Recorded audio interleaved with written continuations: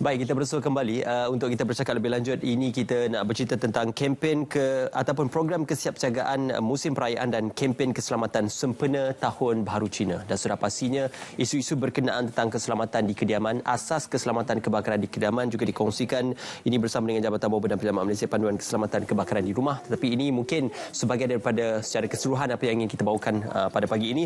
Bersama dengan saya adalah yang berbahagia Datuk Teknologis Ahmad Izram bin Osman, Pengarah Bahagian Keselamatan Kebakaran Jabatan Bomba dan Penyelamat Malaysia. Assalamualaikum, apa khabar Datuk? Terima kasih, Alhamdulillah. Terima kasih bersama dengan kami.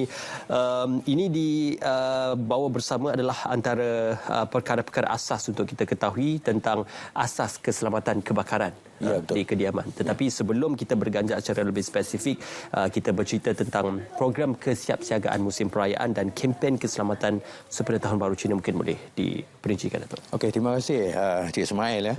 Sebenarnya pada 16 hari bulan inilah, mana hari Isnin depan, bertempat di Piazza Level 3 Pavilion Bukit Jalil, Kuala Lumpur. Kita akan melancarkan program kesiapsiagaan musim perayaan dan juga kempen keselamatan sempena Tahun Baru Cina 2023. So dalam program satu hari ini kita akan bermula pada pukul 10 pagi dan akan berakhir pada jam 9 malam. Okey. So biasanya kita buat dalam 5 petang, jadi kita extendkan sampai ke 9 malam. So kita nak bagi ruang dan peluang kepada publik untuk memahami tentang amalan keselamatan kebakaran, especially yang melibatkan kebakaran di rumah lah. Okey. Alala Datuk sudah bercerita tentang aspek asas keselamatan kebakaran di kediaman ini. Boleh dikongsikan berkenaan tentang isu-isu faktor-faktor risiko kebakaran yang boleh berlaku di kediaman, Datuk? Okey. So sebagaimana biasa kita tengok trend kebakaran berlaku biasanya. Kalau kita tengok, bila kita buat perbandingan semasa musim Covid dulu, sebenarnya kurang aktiviti manusia, manalah kuranglah kadar kebakaran yang berlaku. Bila aktiviti manusia kembali seperti biasa, potensial untuk berlakunya kebakaran itu agak tinggi. Jadi kalau kita tengok daripada statistik Jabatan Bomba untuk tahun lepas 2022, premis yang paling banyak terlibat dengan kebakaran ini ialah kediaman, dan juga termasuklah kondominium, pangsapuri dan juga premis kedai. Okey. So itu dari segi isu tempat yang berlaku kebakaran. Tetapi dari segi punca kebakaran, punca kebakaran yang paling tinggi adalah elektrik. So mana dia di musim perayaan ni, dari segi kesiapsiagaan dan juga kempen ini, kita lebih menumpukan kepada statistik yang kita dapat pada tahun lepas. Okey.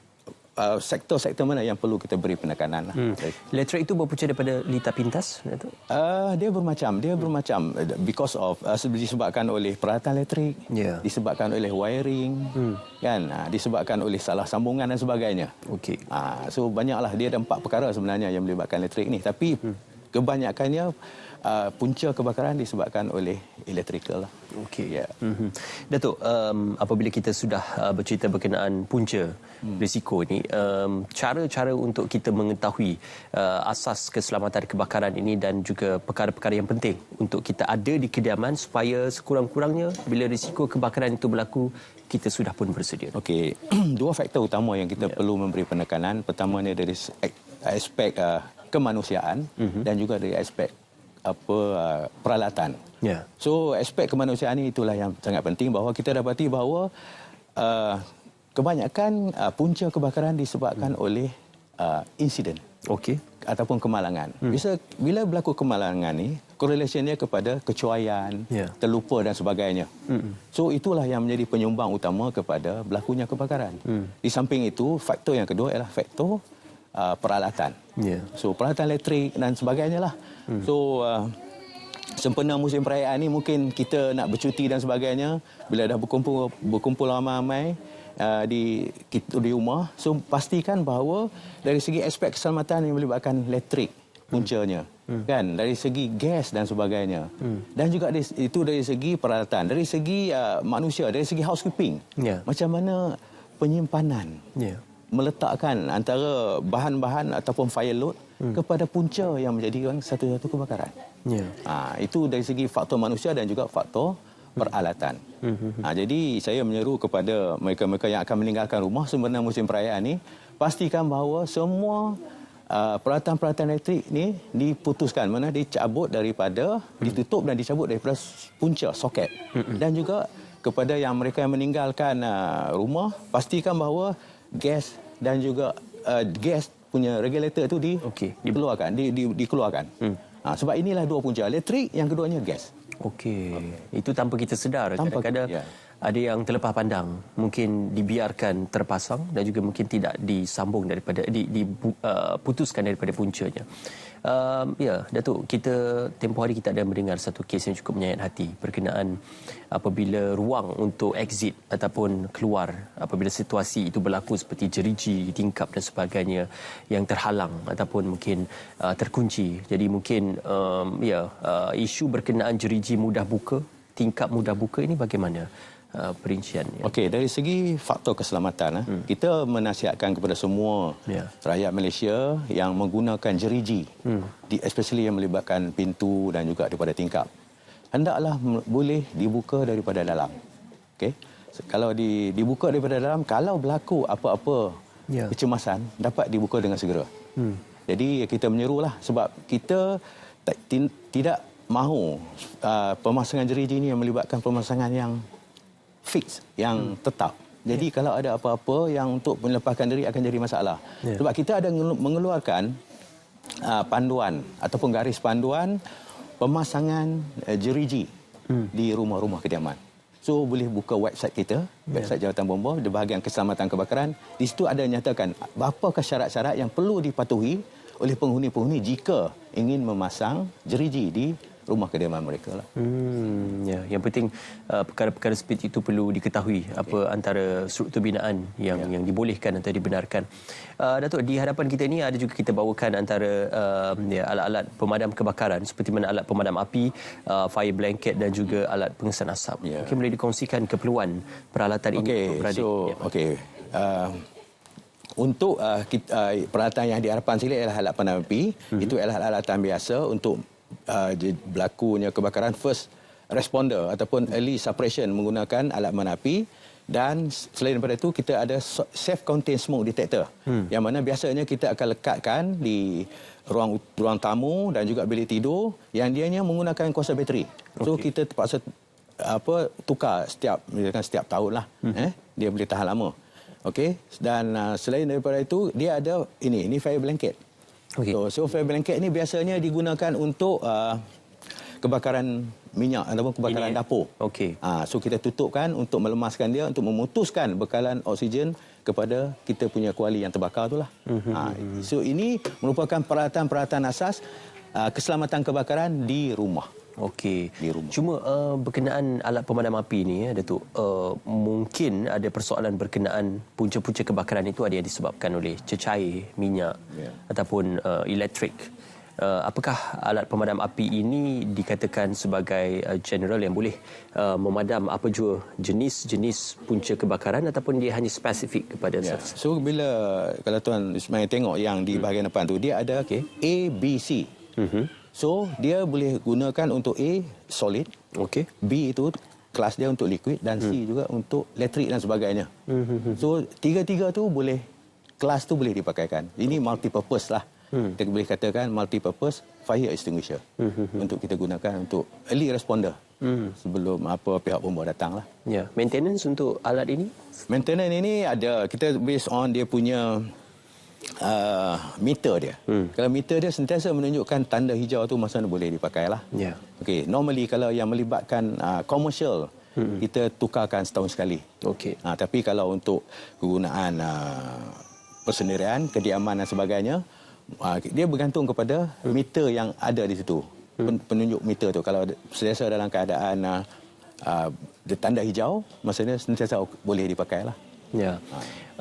Ya, kita sering kali mendengar setiap kali musim perayaan dan juga musim-musim yang mungkin ramai masyarakat tertumpul di satu kawasan, ada beberapa faktor-faktor keselamatan yang perlu dipatuhi. Juga kita nak bercerita tentang panduan keselamatan di air, ya, perkara-perkara yang perlu dielakkan mungkin di kawasan-kawasan yang berisiko tinggi dan juga kawasan-kawasan peranginan ataupun percutian. Jadi mungkin boleh dikongsikan perkara-perkara yang patut dielakkan untuk kita mengetahui berkenaan panduan keselamatan di air. Okey, Tuan Sumail sikit sebanyaklah tentang panduan ini. Sebagaimana kita tahu, biasanya kalau musim cuti sekolah, disebabkan perayaan, orang akan balik kampung, dia akan bercuti, dia akan beristirahat.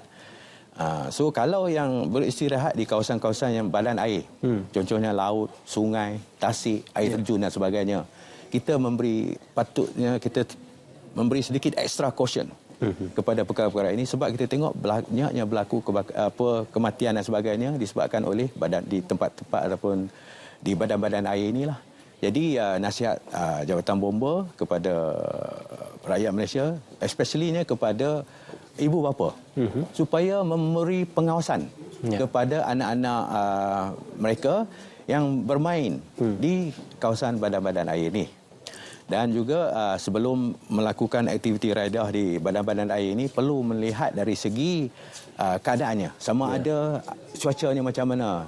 Kan akan hujan ke, nampak ada potensi untuk hujan. Jadi kalau beristirahat di kawasan air terjun itu patutnya berhati-hati. Dibimbangkan adanya fenomena kepala air yang akan berlaku di kawasan itu. Dan untuk perkara ini, kita juga menjadi urussetia kepada Majlis Keselamatan Aktiviti Air Malaysia. Jadi kita juga mengumpul data-data dan sebagainya, dan kita juga memasang, kita panggilkan LISA. LISA ini adalah Life Safety Appliances di tempat-tempat yang kita fikirkan sangat berisiko untuk berlakunya kejadian kelemasan dan sebagainya, memang kita tempatkan. Dan setakat ini kita telah menempatkan 13 LISA ini di kawasan-kawasan berisiko berlakunya kelemasan di badan-badan air ini. Okey. Datuk, kita juga nak bercakap lanjut berkenaan kesiapsiagaan musim perayaan dan kempen keselamatan sempena Tahun Baru Cina ini. Untuk kesiapsiagaan dan juga kempen ini, apa antara perancangan yang sudah dibuat oleh pihak JPPM untuk melaksanakan dan juga menyempurnakan dan juga mungkin mobilisasi anggota untuk sepanjang kesiapsiagaan nanti? Okey. So bila kita dasarkan pada tajuknya, iaitu kesiapsiagaan musim perayaan, dari segi kesiapsiagaan Jabatan Bomba untuk menghadapi musim perayaan ini, dan juga kempen keselamatan. Okey, kempen keselamatan ini kita bagi kepada 3, iaitu kempen keselamatan di rumah kebakaran, kempen di di jalan raya, kempen di badan-badan air ini. Okey, so sempena pelancaran program ini, sebenarnya saya belum nyatakan dari majlis ini akan dirasmikan oleh kita Yang Berhormat Menteri Tuan Ngah Komeng pada lebih kurang dalam pukul 3 petang. Okey. Dan berbagai aktiviti yang kita akan anjurkan pada 16 hari bulan ini, termasuklah penghargaan, surat penghargaan yang kita beri, pertandingan mewarna dan sebagainya, dan ianya juga melibatkan aktiviti pameran. Okey, banyak pameran yang menarik. Dari segi operasi, kita juga menempatkan ataupun mempamerkan kes Batangkali tempoh hari. So kita akan bawa anjing-anjing yang berkhidmat semasa operasi Batangkali untuk sama-sama bertemu dengan publik pada hari tersebut. So kita juga ada berbagai-bagai lagi pameran, contohnya drone, aktiviti keselamatan di air, dan juga demonstrasi. Kita akan tampilkan demonstrasi daripada unit pengesan, unit K9 kita. Yang itu hari yang saya nyatakan tadi, dan juga yang selama ni yang memberi khidmat yang kita kurang mengetahui, iaitu anjing pengesan untuk fire investigation. Ia boleh mengesan accelerant yang menjadi puncanya kebakaran. Ini jarang orang mengetahui. Kita akan tunjukkan dari segi demonstrasi pada hari tersebut. Dan juga untuk kanak-kanak, kita menyediakan banyak program. So pertandingan mewarna, stop, drop and roll, dengan permainan fire truck, di mana kita menyediakan cenderamata ataupun souvenir kepada mereka-mereka yang terlibat di dalam aktiviti-aktiviti yang kita anjurkan. Okey. Sekali lagi lokasinya di Pavilion Bukit Jalil. Pavilion Bukit Jalil di Piazza Level 3. Okey. Alright. Bermula pada 10 pagi sampai 9 malam. 16 Januari. 16 Januari. Kita menjemputlah semua warga-warga ibu kota ataupun khasnya dan warga Malaysia amnya untuk hadir bersama-sama pada hari tersebut untuk melihat dari segi perkembangan jawatan, dari segi amalan keselamatan, ilmu-ilmu kebombaan yang kita pamerkan pada hari tersebut. Ya, insya-Allah selamat maju jaya dan juga all the best Datuk untuk aktiviti program kesiapsiagaan musim perayaan dan juga kempen keselamatan sempena Tahun Baru Cina oleh Jabatan Bomba dan Penyelamat. Itu dia Datuk Teknologis Ahmad Izram bin Osman, Pengarah Bahagian Keselamatan Kebakaran JPPM bersama dengan kami pada pagi ini. Seterusnya kita